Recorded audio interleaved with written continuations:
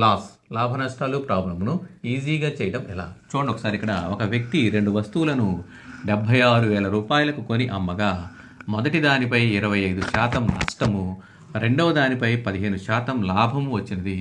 రెండింటిని అమ్మిన వెలలు సమానమైన రెండవ దాని కొన్న వెల ఎంత అన్నాడు. రెండింటిని అమ్మిన వెలలు సమానము, కానీ మొదటి దాని మీద 25% నష్టము అంటే 75 75 ఇంటూ ఏ పెట్టుకుంటే, ఏ అంటే మొదటి వస్తువు, రెండవ దానిపై 15% లాభము అంటే 100. ఏ బై బి అంటే a is to b is equal to 115 divided by 75. 5వ ఎక్కం ఇక్కడ, 5 2 10, 5 3 15, 5 1 5, 5 5 25 అంటే 23:15.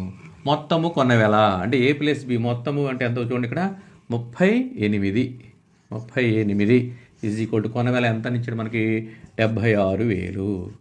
38 కొన్న వెల అంటే మొత్తం ఏ ప్లస్ బి. అయితే రెండవ వస్తువు అంటే బి కొన్న వెల ఎంత? బి కొన్న వెల అంటే బి అంటే ఎంత ఇక్కడ మనకి 15 కొన్న వెల ఎంత అన్నాడు. చూడండి 15 ఇంటూ 76,000 డివైడెడ్ బై 38. 38 దీంట్లో 2 టైమ్స్ పోద్ది.